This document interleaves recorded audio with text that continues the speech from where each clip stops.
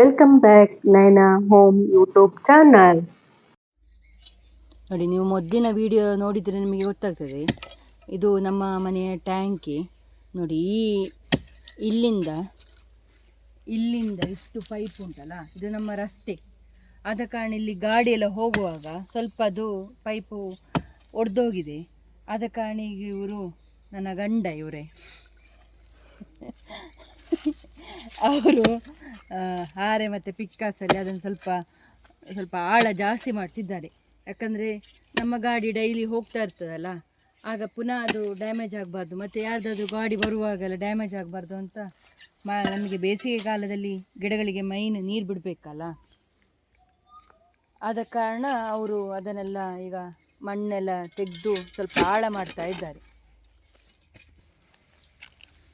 ನೋಡಿ, ಪೈಪ್ ಇಲ್ಲಿ ನೋಡಿ ಕಟ್ಟಾದ ಪ್ಲೇಸ್. ಯಾಕಂದರೆ ನೀರು ಬಿಡುವಾಗ ಫೋರ್ಸು ಕಮ್ಮಿ ಆಗ್ತದೆ, ಹೀಗೆಲ್ಲ ಸ್ವಲ್ಪ ಕಟ್ಟಾಗಿದ್ದರೆ ಆದ ಕಾರಣ ಸ್ಪೀಡ್ ಕಮ್ಮಿ ಆಗ್ತದೆ. ಆದ ಕಾರಣ ಅವರೀಗ ರಿಪೇರಿ ಮಾಡ್ತಾ ಇರೋದು.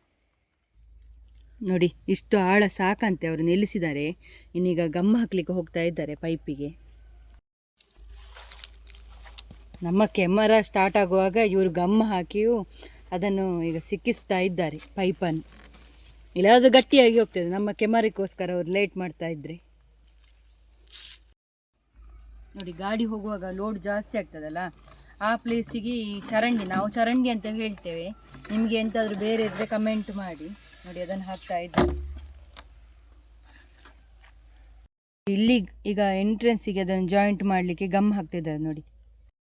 ನೋಡಿ, ಇದು ಪೈಪು ತೋಟಕ್ಕೆ ಹೋಗೋದು, ಇಲ್ಲಿ ಜಾಯಿಂಟ್ ಮಾಡಿ ಆಯ್ತು ಈಗ ಅವರು.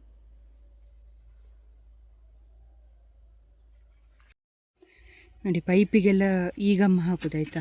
ನಾವು ಮಾಮೂಲಿ ಉಪಯೋಗಿಸ್ತೇವಲ್ಲ ಆ ಗಮ್ಮ ಹಾಕೋದಲ್ಲ. ನೋಡಿ, ಅದು ಹೀಗಿರ್ತದೆ ನೋಡಿ.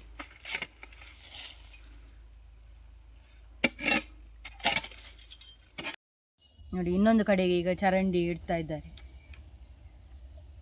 ಈಗ ಆಚೆಯಿಂದ ಬರುವುದಕ್ಕೆ ಪುನಃ ಜಾಯಿಂಟ್ ಮಾಡ್ತಾ ಇದ್ದಾರೆ. ಟ್ಯಾಂಕಿಯಿಂದ ಅದು ಬರುವ ನೀರು.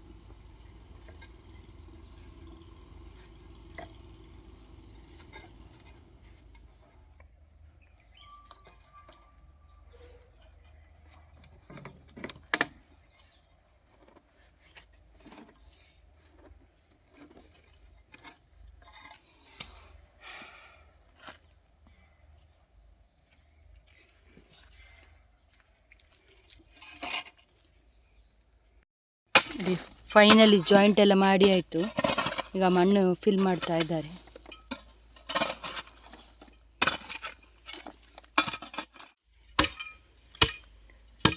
ಕಂಪ್ಲೀಟ್ ಆಯಿತು ನೋಡಿ.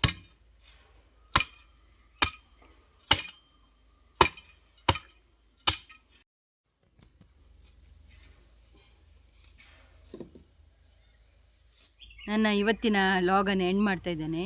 ಇನ್ನೊಂದು ಲಾಗಲ್ಲಿ ಸಿಕ್ಕುವ. ಬಾಯ್.